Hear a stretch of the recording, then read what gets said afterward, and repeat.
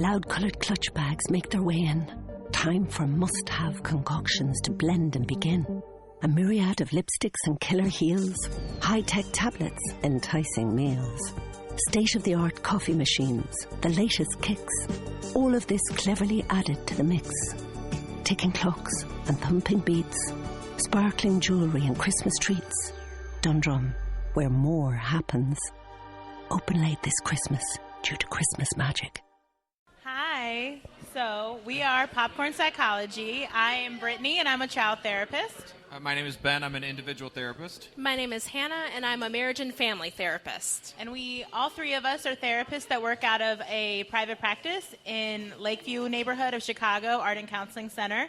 And this podcast is basically we watch like popular blockbuster movies through the eyes of a therapist, like things like Star Wars, 50 Shades of Grey, Fatal Attraction, all those gems. Sixth Sense is our first Halloween episode that's coming out this Monday. We're going to do a couple of those for the spirit of Halloween. So basically today is going to be a much shorter version of what we usually do. We usually talk long-windedly for like an hour and a half. Or so less. if we leave things out, or we miss stuff that you really liked about the movie we're going to talk about, that's why. We'll probably do a long version of this at some point. We will definitely do a long version of this. The movie's definitely worth a full examination, and so amazing psych film. So today we're talking about Silver Linings Playbook, which I'm assuming most people have seen.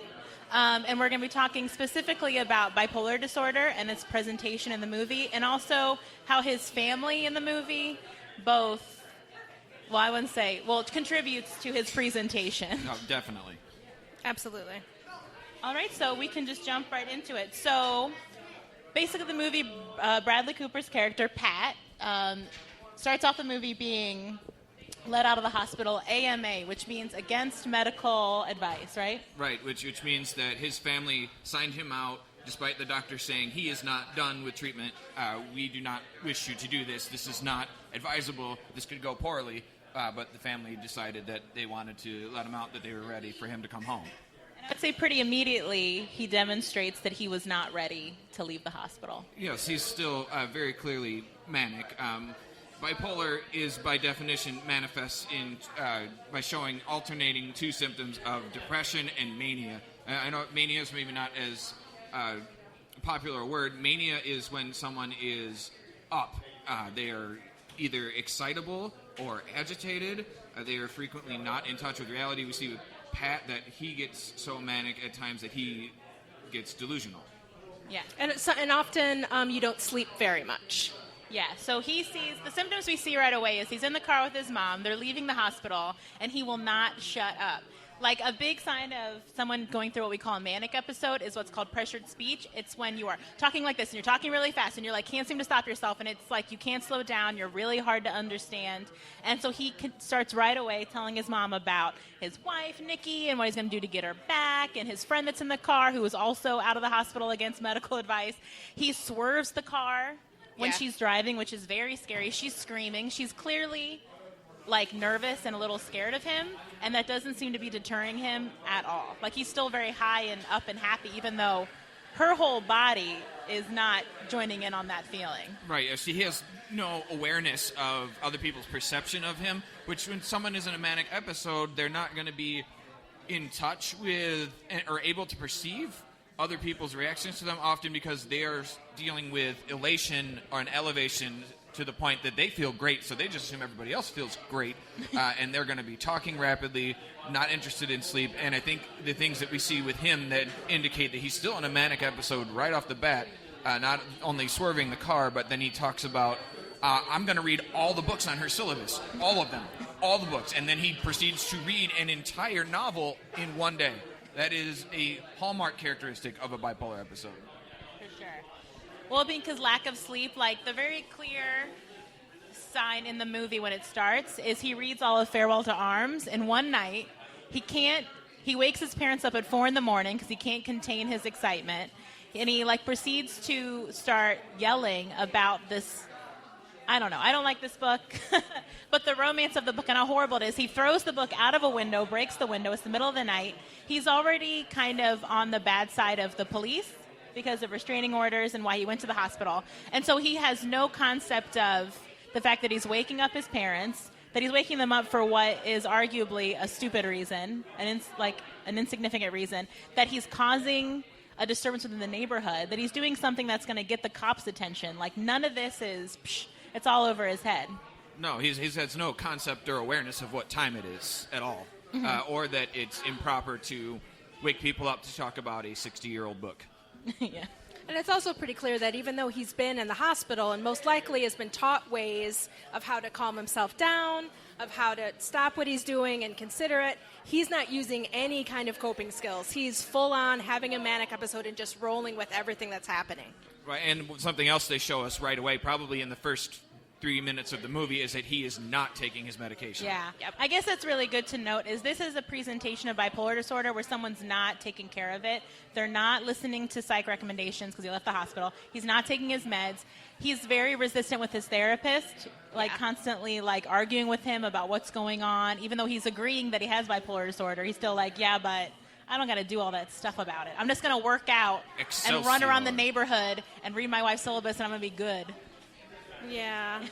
Yeah, he's very, very clearly manic, and when you see someone who is in a manic episode, it can be dangerous for them, it can be dangerous for their family, because they can lose touch with reality real quick, and as we see in the movie, he gets really elevated to the point where he gets angry and loses control, and it's an important thing to watch for when you're dealing with somebody who's prone to manic episodes, is that they can become happy, but they can alternatively get just as elevated on the anger side. Yeah, it's not always, mania is not always pumped up, hyperactive kind of excitement. It can always, I guess what I would describe it as exaggerated reactions in any way.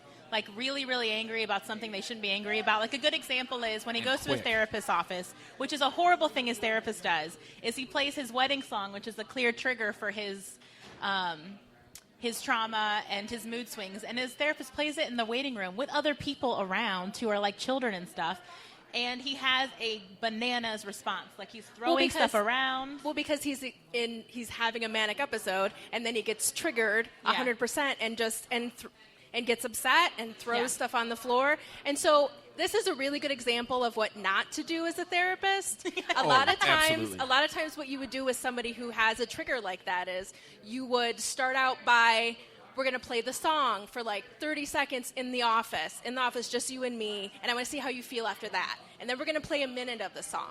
How did that feel? What did you do? Do you need to do deep breathing? You don't have him come to the office after he left the hospital when he wasn't supposed to and play the song in the entire office. Just to see how it goes. No. Just to see what happens. Yeah, no, I don't think any therapist would have ever done that. That therapist could have got sued by the other clients in that office if he had hurt anyone. Because he was throwing stuff around. He was acting so hostile. And then he walks in the office and he goes, I'm not the explosions guy. I don't explode like my dad. After he very clearly just exploded in the lobby, which I think is another key thing that he does throughout the movie that's very accurate, which is he has no insight into, he doesn't connect his actions and his behaviors to, one, consequences, and two, to what's going on with him. So when we talk about bipolar, there's different types of bipolar disorder, right? Yes, correct. So there's bipolar 1 and bipolar 2. When we talk about bipolar 1, that's your classic when you see two distinct mood states that last for a period of 2 weeks each at least, where you see depression and mania. There's also bipolar 2 where you might see long periods of depression and then infrequent but definitely present episodes of hypomania. But what's the difference between mania and hypomania? Well, hypomania is kind of it's like a average baseline moods here, you or I. Mania is all the way up here, and hypomania is halfway there, or maybe a little higher than that, where you're kind of just a little pumped up all the time. Bouncy. You have goals that you go after, and you maybe you only do that thing that you like every day for a month, and you're a little too focused on that, and you just but you can coast at hypomania for a while because mania is so exhausting after a while because you don't sleep for days maybe, so that you have to crash because you just can't maintain it. But hypomania you can kind of maintain for a lot longer. So people can be hypomanic for a long time. Which is where I would argue we see Pat in this movie is in a state of hypomania. Yeah. Generally, the defining characteristic between hypomania and mania isn't just that it's sort of mania light. It's that when someone reaches full-blown mania, the likelihood that they need to be hospitalized is extremely high. If someone is in a full manic state, they are not going to be in touch with reality. They're going to be engaging in a range of symptoms that include spending money, not sleeping, engaging in risky behaviors, possibly thinking they can do things or have delusions of grandeur that they wouldn't normally have. But when someone's in a hypomanic state, which is where I argue where we see Pat, he's probably not dangerous to anybody at that point in time, at least not if he's not agitated. But he's very easily agitated. But I do want to state the one thing I saw in this movie that I want to make sure is clear is that having a mental illness does not make you any more likely to be violent than anybody else. No, it doesn't. And I would argue in this movie, what makes him violent, is that his environment is also not conducive to him being a stable person. Right. It's his environment is chaotic. He grew up with a father who got kicked out of the Eagle Stadium, and the Eagle Stadium has a jail in it. You can't even go there. I didn't know that. And they were like, "You're too intense for that, brah. You're too intense for this most intense stadium in the NFL that has its own jail." Yeah, and so he's in a situation in the movie where he has parents that are clearly not understanding what he's going through and how to manage it. Because even in the... Yeah, go ahead. Yeah. So as the marriage and family therapist, what's really clear to see is that they don't talk about mental illness in their family. They ignore it. They kind of... The environment that Pat is in, he's not able to get any validation or understanding about what he's going through. Like, even when he comes back from the hospital, his dad just says to him, "So you're good now? So you're good." You're okay, what does that mean? Like, he was in the hospital. But I think that's a very clear case of people thinking of mental health like they think of physical health. Yeah. Like, you had a broken bone, you go to the hospital, they put you in a cast, you out, you good. Or one thing that really bothers me with bipolar is they're prone, when they're manic, to not take meds. It's very common. Very, very common, because they feel great. Why do I need meds? But what people miss is that taking psych meds is not like taking an antibiotic. With an antibiotic, you get a course, you get a dose, you take it for 2 weeks, you're better, you're done, you're good. It doesn't work that way. You have to maintain a certain level. With bipolar, what we're doing is we're correcting an imbalance in the chemicals in your brain, and if you're taking meds to balance that out, level it out so that you are able to behave in a rational, meaningful manner, then you have to keep taking those in order to keep getting that result. And when people go into manic episodes, which they can even when they're on a medication, it's likely to be blunted. The peaks and valleys won't be as high, but they're still more likely at those moments to stop taking medication. They feel good. And also, I think, which he really talks about, which I think is important to note about bipolar, is a lot of people, I shouldn't generalize like that. Many people who have bipolar disorder really like the personality traits of being a little manic or hypomanic, because they can be very productive. They don't have to sleep. I listened to an interview where a guy had been a stockbroker and was fully not unmedicated as bipolar, and he was killing it because he didn't need to sleep. He would work later than everybody, and he would just go. And you feel really confident as well with a lot of people who have the manic. Tons of confidence. So he's just getting it. But you can only maintain that for so long. And so what he says in the movie is, I don't like taking the meds. They make me feel groggy. I don't feel like myself, which is a very common complaint, which is why a lot of people don't like taking them, because they won't feel like themselves, especially like Pat, where you've been unmedicated, untreated bipolar for 30 plus years. You're used to that being your personality, so you don't feel like yourself anymore. So that's something that people will have to really work through and but kind of grieve their old personality and maybe what they accomplished, even though it was making them unwell or unsuccessful in certain parts of their life. Oh, absolutely. You definitely have to grieve. Grieve is the exact right word, because people get used to it. Imagine being injured for a long time, and then if you're a runner and you got injured and you can't run for 6 months, and you've been feeling down and bummy about it, then all of a sudden you get healed and you can start running marathons immediately. That's what people who've been depressed and switch into a manic episode feel like. Like, I feel great now. I can do all the things that I didn't used to do. And you see it in creative folks. I know there's one author, I wish I could remember the name, but I know he wrote most of his works in a 900-page manuscript he wrote in a 4-day manic episode and used that for his career. So people need to mourn that. for sure. And I think the other thing that Pat really has a hard time with, which I think is a part of being in his family, is has a really hard time accepting that he has bipolar disorder. I think that or a mental illness at all. I remember he says something to the psychiatrist like, yeah, well, I have that diagnosis for right now. It's like, buddy, like, there's a really good chance that you're going to have this diagnosis for the rest of your life. And that you're going to have to find a way to either grieve who you thought you were going to be and be able to accept that now there's something else about you, and we have to learn how to accept that part in order to be able to start recovery and to be able to maintain a manageable life in a way. So what are some of the things you see in his family as a family therapist that you would want to make sure are getting treated? Well, there's so many. Communication is very poor. It is. They don't really talk to each other about anything besides the Eagles, it seems like. They talk about the Eagles. They talk about Dad's remote controls. The remote controls. They talk about people. They gossip a lot. I think one thing that I think is really clear is that they don't have any information about mental health in general. So I think part of what I would do is what I saw is that with psychoeducation, I think we would find out that the dad most likely has some kind of mental illness, if not bipolar disorder as well. I would gamble on OCD and bipolar. But for him, he's in an environment where everybody does what he wants, so he doesn't have to make any changes. He doesn't have to change anything. Well, they thrive in the old school mentality in that household, which is he's the dad, so he's in charge. Mom just makes sure everybody's cool and everybody's well fed, and she's making you homemades and all that stuff. And you don't really challenge the dad because it's very hush hush. And I think and they do what I think a lot of more old school mentality is where they treat Pat like a behavior problem. Like he's still a little kid and they can overpower him and like use punitive efforts to make him act correct. Like when he's having these manic episodes where he's clearly not there, especially when he's looking for his wedding video and he's so upset and he's screaming.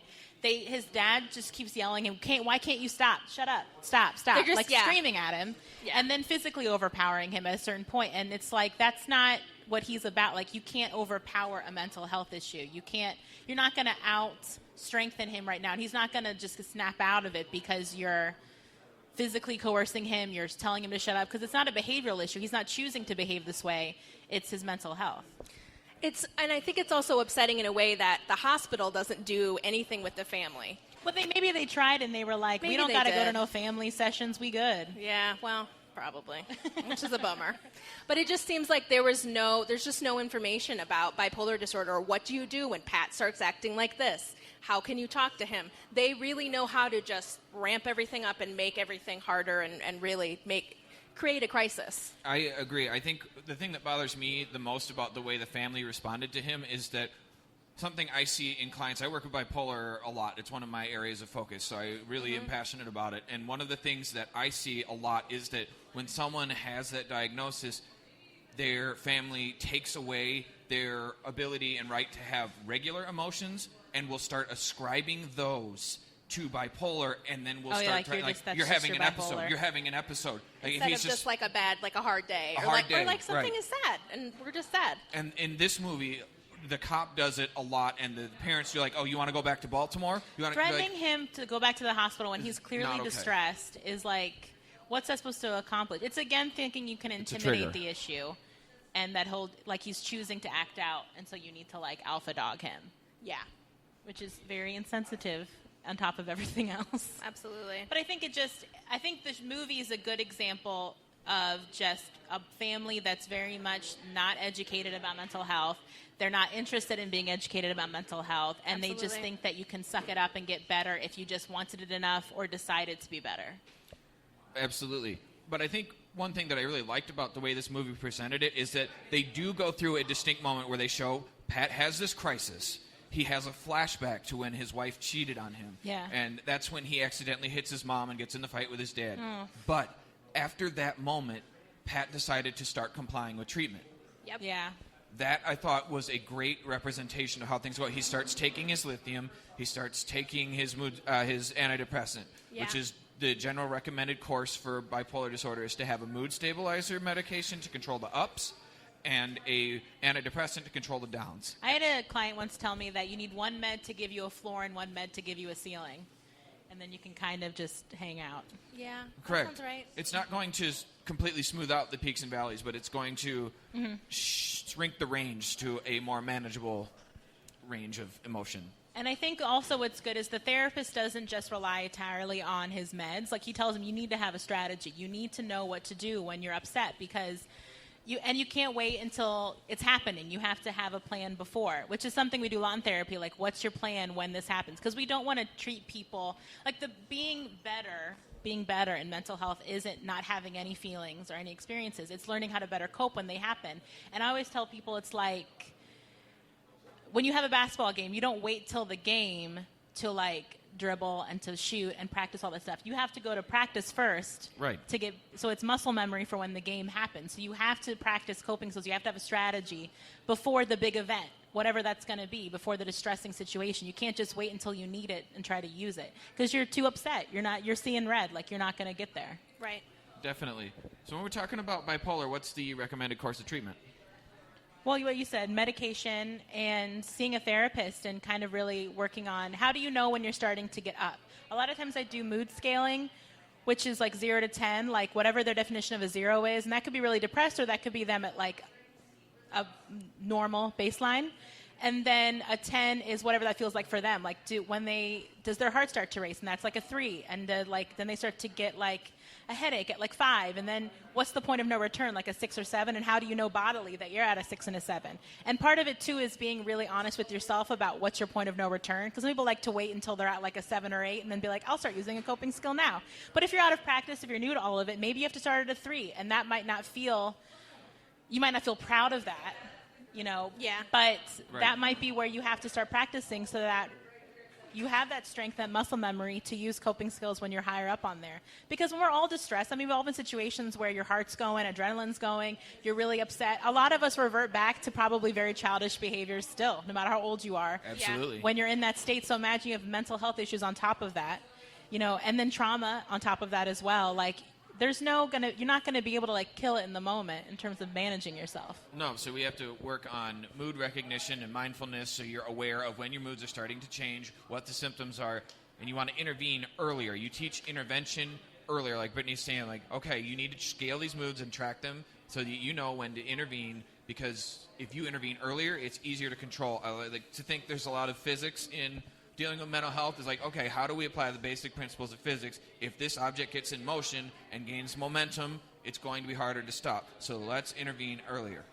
And there's also a really good chance that when we get more upset, so we have our baseline, and you should be doing regular coping skills at that point. So usually when you get up to here, you need to do more than just a couple.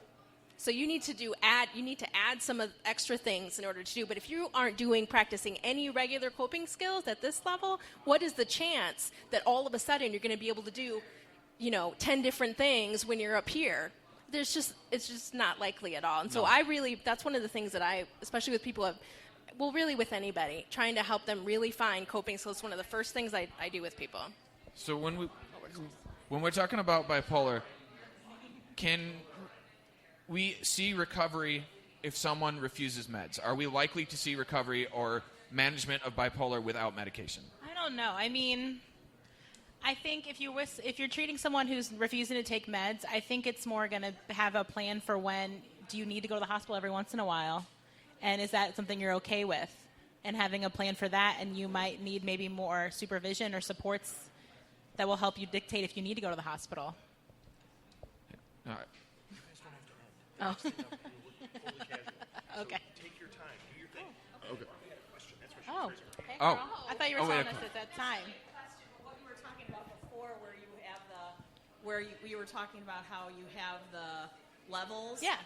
One of my best friends is bipolar, and she told me years ago. She said that she didn't know she was manic until her kids said she was nice. Oh. So she said her little boys would go, "Mom, you are so fun." or you're really nice, and she'd go, "Oh God, I'm doing something wrong." But that's a good indicator. And so she said, then I'd look around and realize I'm in a convenience store buying them every candy on the shelf. Yeah. So that's how hers manifested. Yeah. Yep. But she couldn't identify it from her personal body, but she could only do it if someone pointed out.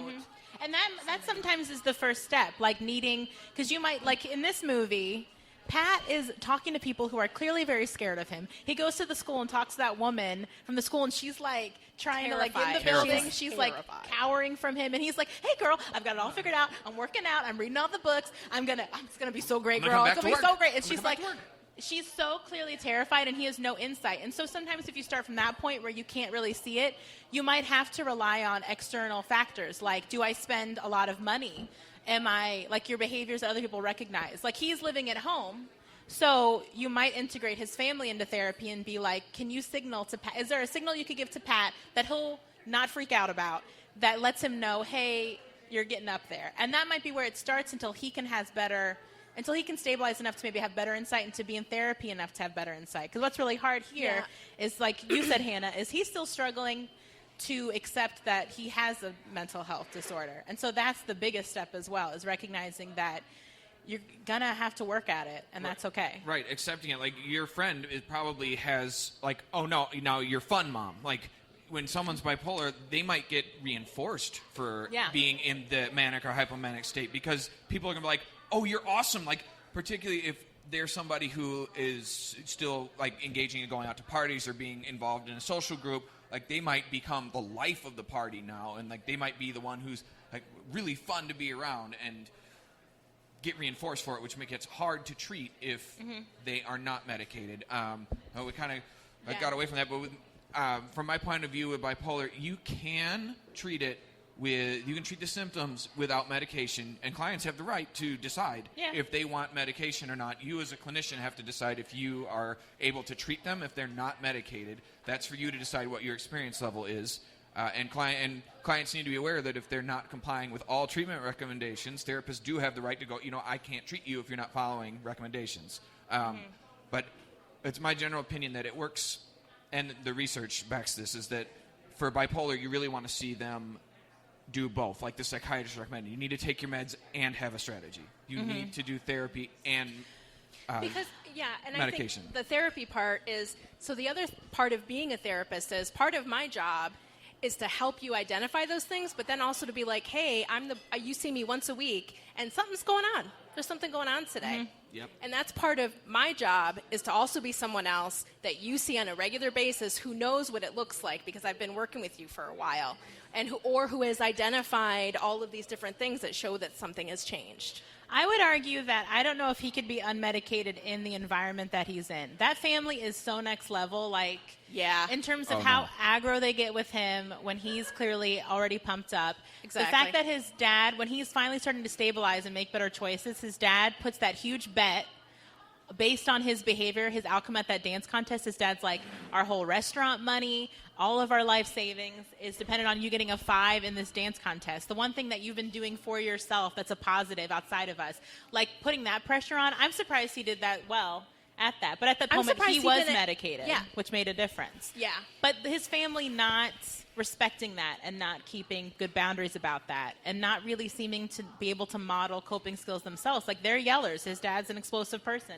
His dad has a lot of unrealistic expectations of him and wants him, like, his good luck charms stuff and, like, you need to be here on these days. I don't really care what you're doing because I need you. Right. It seemed like the dad trying to build a relationship was never purely motivated by the dad wanting to build a relationship with his son. It was always tied into his obsessions and compulsions about the gambling. And that was sad. And I think the saddest part for me with watching the family happened actually before they did the big bet was when they went to the game and everybody got arrested. And I know Hannah has some things she wants to say about that. But when the dad starts yelling at him and having his own crisis because the Eagles lost because they got in a fight and weren't at the game, and putting all of that on him and all that big loss that set up the bet, for me, that was the saddest part because Dad went through a crisis and no one. And he's not did demonstrating anything. how to manage it either. He was showing him the way you handle a crisis is by wigging out, blaming other people, yelling, and not having any ownership of yourself. Right, and no one in the family checked him. No one. Everyone, like, kind of turned to Pat, like, well, what happened at the game? Like, hold on, though. Like, Dad's over here having a crisis, like, placing blame for things that aren't even rational on someone who's ill right now, and that's not fair. But I know that you definitely had some thoughts about that game. Yeah. So when they go to the game, the psychiatrist is there, or the therapist. And their initial reaction, which is, in this field, we're not allowed to walk up to people that we see because then they have to explain who we are to someone else. And So that's a HIPAA violation. And like $1 million fine. Yeah. So they do that part right, where Pat approaches him and says, "Hey, how are you?" But the fact that the psychiatrist hangs out with them and drinks with them and gets into that fight and then goes to his house, all completely unethical. Yeah. Those are things that is a boundary crossing, especially with somebody who already has a hard time with boundaries, and respecting his therapist in the first place and really having buy-in for treatment, to have him there and to have him also engaging in the same kind of shit behavior as everybody else. Trying really hard not to curse a lot. If you listen to our podcast, you know that that's very hard for me. So that whole interaction. And then, again, in the movie, they don't show what happens after that with their relationship. There's a really good chance that relationship is now broken and that now he has to maybe find another therapist. Oh, yeah. It would be just as unethical for that therapist to continue to see him after that happens. Yeah, and the therapist goes to the dance competition. Like that, I mean, that's a judgment call, but given the already transgression of like being in the house, being drunken in the fight, it's so many. Well, it's like what Hannah said. Like, Pat's already having a hard time respecting boundaries, like getting people's personal space. Like we're not even going to talk about him and Tiffany, Jennifer Lawrence's character, because that is a we'll have to wait for the full podcast. Mess. And whatever her deal is. But he's already having a hard time being appropriate and respecting boundaries and reading other people and reading the room. And so for his therapist to not keep those lines very clear, like he's the kind of client that you have to keep very strict boundaries with for their own good, because you're modeling for them. This is how you behave in this situation with this kind of person. And also you don't want to confuse them, because a lot of people, I think that's still something that's really misunderstood. I mean, the amount of movies and TV shows where therapists sleep with their clients makes me crazy. Me and so too. there's clearly a lot of misunderstanding still in like the media about the rules around therapists and their clients and what they're allowed to do and not allowed to do, and what's really, really inappropriate and takes advantage of the power dynamic of a therapist and a client. Yeah, I absolutely abhor that. It's particularly as a male therapist, if I have a female client, I feel like I have to maintain extra boundaries that I don't feel like they violate or threaten the relationship at all, but I have to be extra mindful about not doing so, because I know that I have more power, but I don't want it to be perceived in any way like I would ever cross that boundary line, that they are seen as any kind of partner to me in any way, like they're a client. And I don't know a therapist that has crossed that boundary, but you see it in TV all the time. If you think it's like 80% of therapists bone down with their clients, the way that the media presents it. And it just, it makes my heart hurt. It makes my heart hurt. Yeah. Like, should people be sterilizing their couches, or like but it doesn't happen. Like if you look at the ethical violation chart, even they do it over periods of I think 2 years during the licensure period. In the entire state, I think there were 2 complaints of that, and there were like all the rest of the issues were there's a couple confidentiality violations, and then more were people didn't get their CEUs. But the way TV represents it, like this is happening all the time, is blatantly false. So I would say, are there anything else we noticed that was very clear? But I think what they do really well in this movie, which isn't talked about a lot when you see mood, because mood's usually shown in movies and TV shows just like up and down. I think what they really show well in this movie is more of what we call the delusional aspect of bipolar sometimes. And by that I mean all the fantasy thinking he has about his wife and getting back together with her. Like if I get in shape, and if I read all these books, and if I get my job back, like Nikki, which is his wife's name, like I can get all this together, with no concept of the fact that she's already living with the other guy she was cheating with, that she's clearly scared of him. She has restraining order against him. He doesn't even talk to her. That's just like non-consequential to him in his life. Right. All right. So we're about reached our time. So do we have final thoughts on this movie? It's good. Yeah, it is good. And I think what was interesting is I saw the movie before I was in the mental health field, and then I saw it after I was in the mental health field and watched it as a therapist. And after working with people who struggle with bipolar disorder, they do such a good job of showing what the struggle looks like for somebody who has bipolar disorder. Yeah. They're really probably one of the best that I've seen, besides Infinitely Polar Bear, which not that many people have probably seen, but besides that movie. So I love this movie, and I would watch it a bunch. Yeah, I think it's the most accurate representation of bipolar I've ever seen in a film, and they cover the aspects of it from depression to mania to covering the psychotic features that can occur, but they also cover like the medication recovery. It's just beautifully done. Bradley Cooper did an excellent job, and when I watched it again, there's a big documentary at the end of it about the movement it started and how many people wrote letters to Bradley Cooper and the director and Jennifer Lawrence for representing it so well and making it accessible to people. And I really love this movie for that.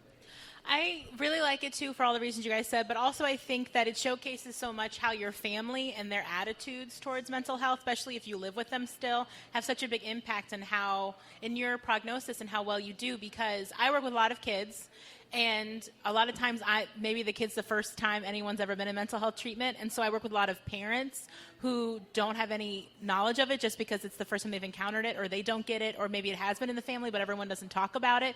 And so it's not really the weight of that isn't really portrayed in a lot of movies. It's usually like the person's individual journey. And so recognizing that your family and their attitudes and your environment, basically, the nurture part of nature versus nurture, is so demonstrated here. And I think the only really final thought we haven't talked about yet, is the fact that this has the myth of love will heal your mental health. That's our one critique about this movie, which is like Benny and June. Other movies do this too, where it's like once you find your person, your lobster, that all your mental health stuff is just going to be like fine, especially since they're both clearly two arguably unstable people. But they good because they're in love. But we will definitely cover that when we do the full episode, so be sure to tune into our channel. Find us on Facebook at Popcorn Psychology, or see us on Twitter at popcorn_psych. We are on every major podcast app as Popcorn Psychology. So please and we cover a wide range of to us. topics. Like, this is probably the most mainstream movie we've done, because we do a lot more of like Star Wars, Harry Potter, Fatal Attraction, 50 Shades of Grey. We've done all the big uns so far. Yeah, I think this is the and first we always take suggestions. Oscar winner we did. Yeah. All right. Thank you. Thanks, guys.